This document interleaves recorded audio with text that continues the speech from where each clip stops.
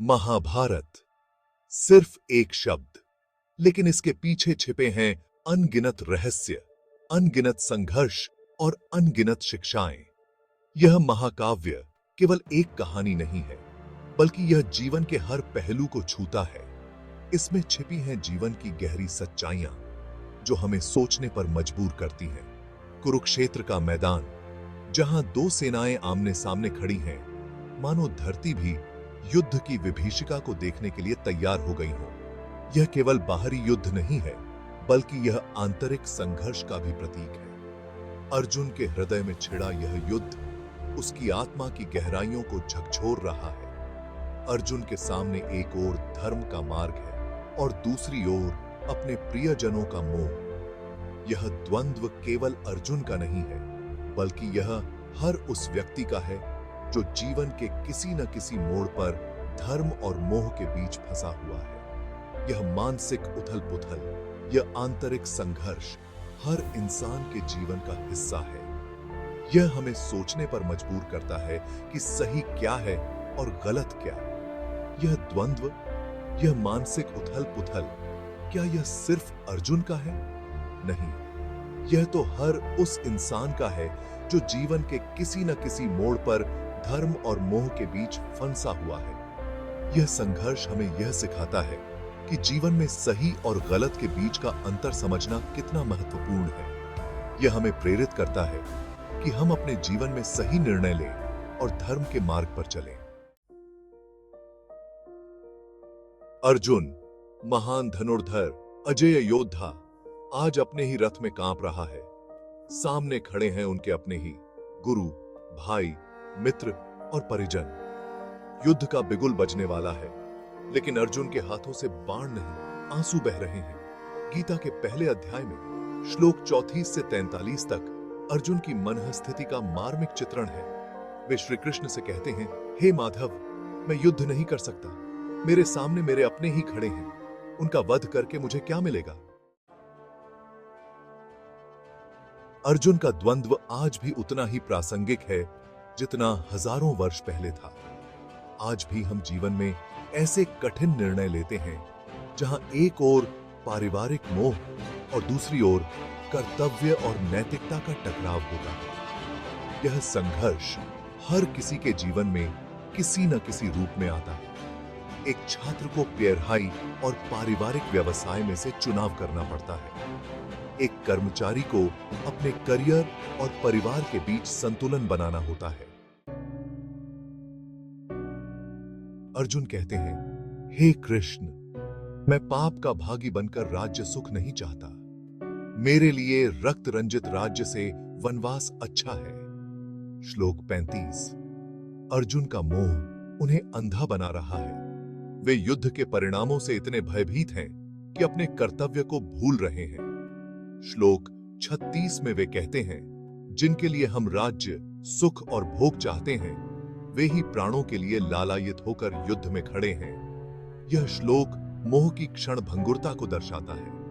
जिनके लिए हम लालायित हैं, वे स्वयं नश्वर हैं। बाकी के अव्यता है। कर्तव्य और उसकी जटिलताएं, श्लोक 37 से 39 का चिंतन। इन श्लोकों में अर्जुन की मानसिक स्थिति और उनके मन में उठ रहे सवालों का गहन विश्लेषण किया गया है। हे कृष्ण, क्या हम कुल के नाश से बच पाएंगे? यह प्रश्न अर्जुन के मन में गहरे संदेह और चिंता को दर्शाता है। अर्जुन को डर है कि युद्ध से उनके कुल का नाश हो जाएगा। वे सोचते हैं कि इस युद्ध का परिणाम उनके परिवार और समाज पर क्या प्रभाव डालेगा। यह श्लोक पारिवारिक मूल्यों और सामाजिक जिम्मेदारियों के प्रति उनकी चिंता को दर्शाता है। अर्जुन का मानना है कि परिवार और समाज की स्थिरता धर्म के लिए आवश्यक है। श्लोक 38 में वे कहते हैं, हे जनार्दन, जब कुल ही नष्ट हो जाएगा तो धर्म कैसे टिकेगा? यह प्रश्न धर्म और परिवार के बीच के गहरे संबंध को उजागर करता है। अर्जुन का मानना है कि परिवार के बिना धर्म का कोई अस्तित्व नहीं है।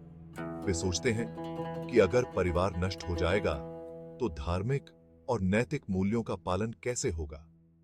यह श्लोक हमें धर्म और परिवार के बीच गहरे संबंध पर विचार करने के लिए प्रेरित करता है। यह हमें यह सोचने पर मजबूर करता है कि हमारे कर्तव्यों और जिम्मेदारियों का हमारे समाज और धर्म पर क्या प्रभाव पड़ता है। ऐसा है सामाजिक पतन का भय। श्लोक 40 से 41 का गूढ़ार्थ। हे कृष्ण, जब स्त्रियां पति, पुत्र और भाई को खोकर पथभ्रष्ट हो जाएंगी तो समाज में क्या होगा? अर्जुन युद्ध के बाद होने वाले सामाजिक पतन को देख रहे हैं। श्लोक 41 में वे कहते हैं, हे कृष्ण, ऐसे पाप कर्मों से नर्क के द्वार खुल जाते हैं। अर्जुन को डर है कि युद्ध से होने वाला अनाचार समाज को नैतिक रूप से पतन की ओर ले जाएगा। स्वयं से प्रश्न, क्या युद्ध ही एकमात्र उपाय है? अर्जुन का द्वंद्व हमें यह सोचने पर मजबूर करता है कि क्या हिंसा ही हर समस्या का हल है? क्या बातचीत, समझौता और क्षमा से कोई रास्ता नहीं निकाला जा सकता? यह प्रश्न आज भी उतना ही प्रासंगिक है जितना महाभारत के समय था। हमें भी अपने जीवन में हर परिस्थिति में शांति और अहिंसा के मार्ग को अपनाने का प्रयास करना चाहिए। गीता का संदेश, आंतरिक शांति और धर्म की खोज। अर्जुन के प्रश्नों का उत्तर श्री कृष्ण गीता के अगले अध्यायों में देते हैं। वे कर्म योग, धर्म और मोक्ष की व्याख्या करते हैं। श्री कृष्ण बताते हैं कि मनुष्य का धर्म है निष्काम कर्म करना, मोह माया के बंधन तोड़ना और आंतरिक शांति प्राप्त करना। गीता हमें सिखाती है कि जीवन एक युद्ध है और हमें धैर्य, साहस और विवेक से इसका सामना करना चाहिए। हमें अपने कर्तव्य का पालन करते हुए मोह माया के जाल में नहीं फंसना चाहिए।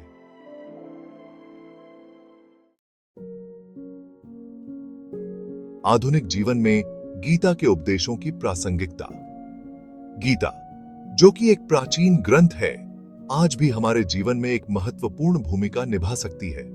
आज के समय में जब हम प्रतिस्पर्धा, तनाव और अनिश्चितता से घिरे हैं, गीता के उपदेश हमें मानसिक शांति और स्थिरता प्रदान कर सकते हैं। गीता के उपदेश एक प्रकाश स्तंभ की तरह हैं, जो हमें सही मार्ग दिखाते हैं। यह हमें जीवन के विभिन्न पहलुओं को समझने और उनसे निपटने की शक्ति देती है। गीता हमें सिखाती है कि कर्म ही धर्म है। यह हमें यह भी सिखाती है कि हमारे कर्म ही हमारे जीवन का आधार है। कर्म ही धर्म है। हमें अपने कर्तव्यों का पालन पूरी निष्ठा और ईमानदारी से करना चाहिए।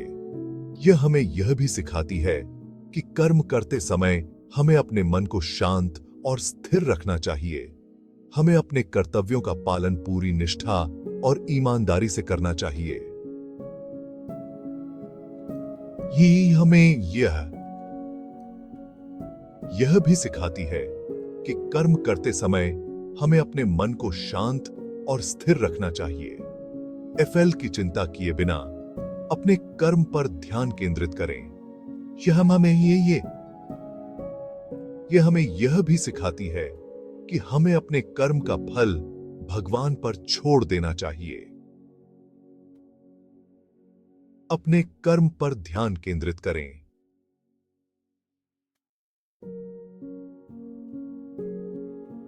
मन पर नियंत्रण। मन बहुत चंचल होता है। यह हमें यह भी सिखाती है कि हमें अपने मन को नियंत्रित करना चाहिए। मन बहुत चंचल होता है।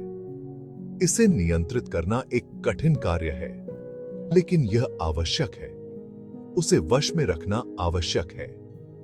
ध्यान, योग और सकारात्मक सोच से मन को शांत और स्थिर बनाया जा सकता है। ध्यान, योग और सकारात्मक सोच से मन को शांत और स्थिर बनाया जा सकता है।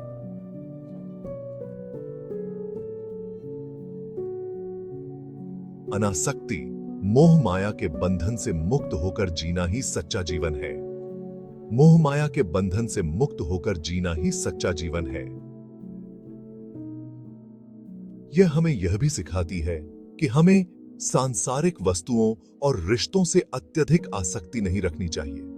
हमें सांसारिक वस्तुओं और रिश्तों से अत्यधिक आसक्ति नहीं रखनी चाहिए। यह हमें यह भी सिखाती है कि हमें अपने जीवन को संतुलित और सार्थक बनाना चाहिए।